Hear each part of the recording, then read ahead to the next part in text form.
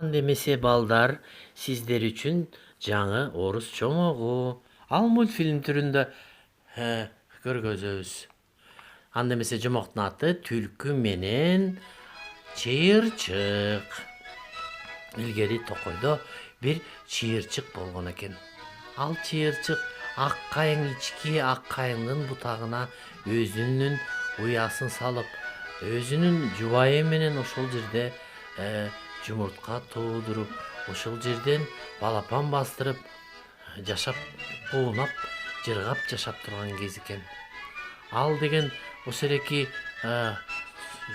уяда өзүнүн эки балапаны чыккан экен. Бирок бир балапаны такыр эле чыкпай аткан экен. Анын бир өчөшкөн аябай жинне тийген жанда бир курт жашаган экен. Ал ырдап атса эле курт ага келип каршылык кылып эле аябай тоскоолдук кылган экен. Аябай жини менен баягы куртту барып тийишсе, ал курт ага жооп берип турган экен. Анан баягы жумуртка бир күнү чыкпай атып эле айланып тегеренип эле, кечке эле тегеренип эле такыр эле чыкпайт дейт. Берки эки бир тууганды карап турса, ай ушул эки балапан чыкса, аябай тентек болсо керек деп коркуттуруп жанындагы эки бир тууган бир кезде тарс деп жарылып, баягы чип деп үнү менен, катуу үнү менен чыкса, жанындагы кошунасы тоңкулдак кубанып кетип, эшикти тоңкулдак өзүнүн ишин кылып, ар жактан кошунасы коен келип, "Куттуктайм сени, 3-чү балапаның чыкты" десе, баягы курттап келип оозуна сала салса, баягы тентек балапан эки агасына бербей, өзү чатакчалап, ары чуркап, бери чуркап, ошентип баягы куунак жашоо башталган экен. Бир күнү аябай катуу шамал болуп, эмнегедир ар жактан катуу үн чыккандай болду. Абайлагыла, бул жерде түлкү келатат, ал баарыңарды жейт, абайлагыла, качкыла, десе, баягы түлкү шимшилеп, баягы ак кайыңдын түбүнө келип, жакшылап караса, ар жактан чип деген үндөр чыгат. Бул деген мына ак кайыңдын түбүндө уя бар экен да деп түлкү ак кайыңдын түбүнө келип туруп, азыр куйругум менен чабамын. Бир, ушул ак кайымды куйругум менен урсам. Эки, анткен сайын уя кулайын, мына кулайын. Ой, жан соолу түлкү, жан соолу. Ай, кантебиз, эмне кылабыз деп баягы чыйырчык жаны калып, балдарын сактап калыш үчүн эмне кыларын билбей чыдабай кетип, акырын түлкүгө, "Ой, түлкү, ушу Токойдун эң сулуусу сенсиң. Айтчы түлкүм, мен сени кандай гана кылып коноктосом, айтчы мага." мага тамак берчи. Бир аз ойлонуп турду дагы. Сага тамакпы? Май токоч менен таттуу бал жегиң келеби? Анда майлуу токоч болсун мейли. деп туруп, баягы анда эмесе, "Жүр мени менен, мен сени азыр аябай коноктоймун" деп ээрчитип кетип баратканда түлкү, Кана сенин майлуу токочторуң? Азыр мен силерге мынакей май токоч менен бал, мынакей деп караса, ар жакта кемпир менен кызы экөө таянып алып, ырдап жыргап келаткан экен. Баягы кичинекей кызы балтыйган колун чөйчөгүнө колун салып алып, балдан жалап жеп жыргап кетип бараткан экен. Ошондо баягы чымчык айласын табыш үчүн караса, майлуу токоч бар экен, балы бар экен. Буларды кандай кылсам деп алдына тарс деп жыгыла түшөт. Бир канатын сүйрөп аларды кубаласын деп алдыга сүйрөлүп басат. Жинди болбочу, кантип кармайбыз аны? Аны биринчи кармаш керек. Ары качат, бери качат. Болбой эле Канаты сынып калыптыр. шылтоо менен тигилерди алаксытыш керек болду. Кармаса кармап берейин сага, кызым. Koy.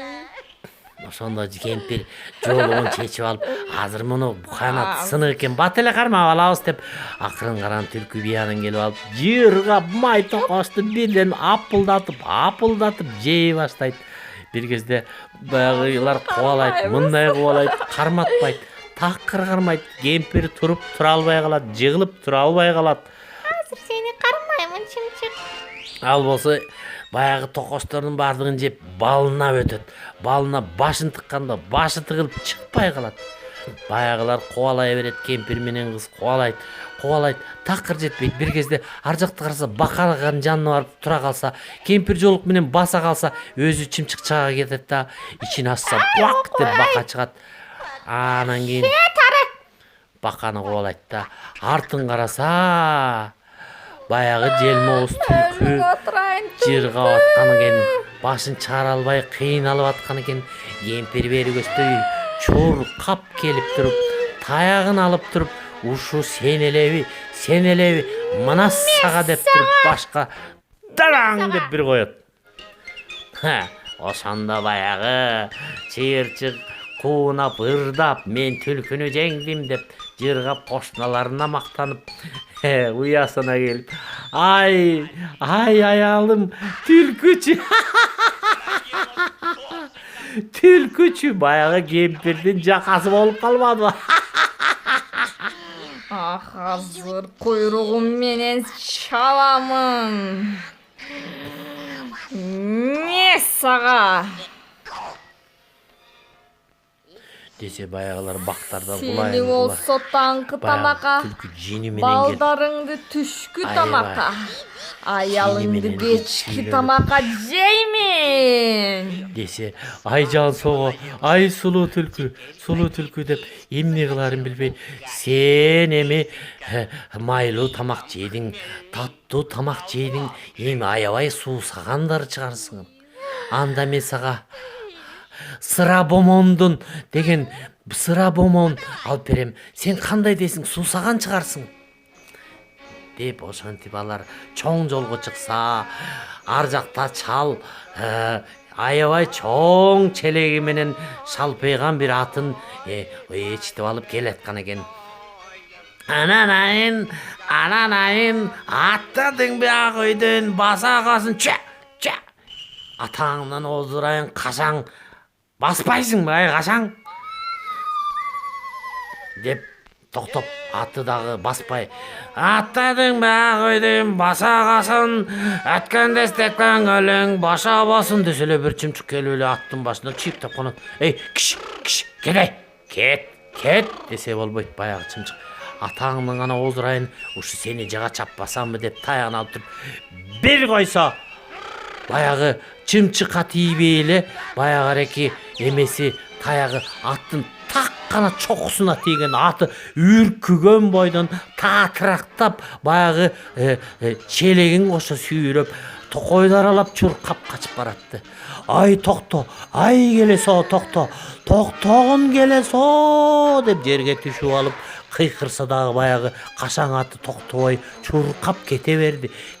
Бир кезде бир чоң дөңгөчкө тадаң деп туруп баары чачылып, баягы челегин үстүнө өзү отуруп калса, баягы чымчык ушунчалык кутурган чымчыкпы анын башына конуп, эптеп баягы сыра челектин оозун ачыштын айласын таппай, сыра челектин ачыла турган жерине келип турса, балта менен келип тарс чапса, ичиндеги сыра бомон баардыгы тең жерге ага баштады. Эптеп чалдап кетиш керек дейм. Дагы эле аттын башына кона калган балта менен урганда ал бар бакка сайылып калды. Ошо балтанын үстүнө конуп алса, бул тараптан түлкү болушунча сырадан ичип, бомонго тоюп, курсагы жарылгыча ичип, анан алдас болуп, ошол жердеги бир челекке толтура сырадан коюп, аны да ичип, мас болгуча жыргап ичип атса, баягы чал, атаңдын гана көрөчү, ай, сен деген мени сырамдын баарын жоготтун деп бир койсо чакасы башына кийилип калды. Таягы сынып калды. Сырасын караса эчтеке жок, кайра тыгып коюп кетип калды. Сен мени тойгуздуңбу? Ооба, тойгуздум. sıra bomon içirdin bir. Ova içirdim. Emi. Güldür beni. Ay tüp sulu tülkü. Men emi kantıp güldürüm. Men sakandan göre sulu tülkü. Avayla. Sındıramın. Ay can soğu tülkü, can soğu, baldarımdı saktay gör, ay üyümdü buza görme, ay tülkü can soğu, andan göre, davay, andan göre gelçi, men sağa jomak aytıp bereyim, jomak aytıp bereyim. Kalavayım jomoğundu. Anda jomak bolbosa, anda men sağa ırdap bereyim, biylep bereyim dep, bayagıreki, çığırçık bir çoğun cıgaçtın üstüne çıkıp alıp kara jorgonu biyley başlayt. Kara jorgonu biylep eki utun eki жакка ийиндерин бери шакы. Аны көргөн баягы байкуш курт ай ушрек коштома жаман болду. Мен да буга жардам берейин, кара жоргосун бийлетейинчи деп алда келип алып, алтыга бөлүнүп 12 буту менен бийлей баштады. Ay ekö аш малтая чыккыча эстери болуп тери аккыча аябай бийлешти. Бирок түлкүгө кызыгы жок болуп эмнегедир анын уйкусу эле келе берди. Жада калса кара жоргону балдары баягы тентек чыйпылдаган баласы кошулуп бийледи. Бирок андан эч кандай майнап чыкпады окшойт. Ыраазысыңбы түлкү? Demez. Men aytkam, güldür beni. Ay түлкү. Анда менде мындай кылалы. Сен азыр көзүңдү жумушуң керек. Көзүңдү жоолугу менен байлашың керек. Мен сени сонун жерге апарам. Абдан күлкүмүштүү болот. Ошол жерге барабыз да, анан сени Baraylı. аябай күлдүрөм деп баягы чыйырчык түлкүнүн көзүн таңдырып алып, ары бастырып, ошол жерде бир мергенчинин дарбазасын тушуна апарып, ушу сени түйүңгө жетпесемби деп, азыр түлкү эми аябай күлкүмүштүү болот деп туруп карап турат. Ар жактан дарбазанын үстүнө чыгып туруп, мынакей түлкү сага күлкү болот деп ышкырганда ичинен 3 дөбөт менен бир кандек атып чыгып, баягыреки түлкүнүн жанына барса, ал түлкү түшүнбөй көзүн ачса, алдында 3 дөбөт менен бир кандек турган экен. Даркыратып баягы түлкүнү кубалап кетип баратат. Токойлордон буй тагылап, суулардан чанчып өтүп, улам бир баягы кандекти тебелеп да кетти. Түлкүгө мына жетем дегенде ал буйт коюп улам аркайсы жакка кача берди. Баягы кандек жетейин деди, дөбөт жетейин деди, чөптөрдү аралап жеткирип арылдашып бир кезде баягы түлкүгө жан керек да, жан талашып бактын үстүнө секирип отуруп, буралып бир бутактын үстүнө отуруп калса, баягы чыйырчык мени жейин дедиң беле деп түрткөндө баягы иттери баары тең талап туруп түлкүнүн ээсин оодарып алып,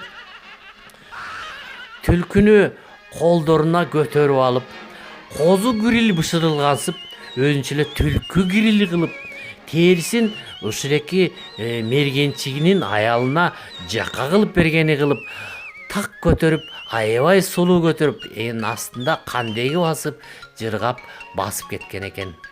Ошондо баягы чыйырчык үйүнө келип, ай түлкүнү жок кылдым деп балдары менен кучакташып, куунак жашап калган экен. Ошону менен балдар түлкү менен чыйырчык аттуу жомогубуз бүттү.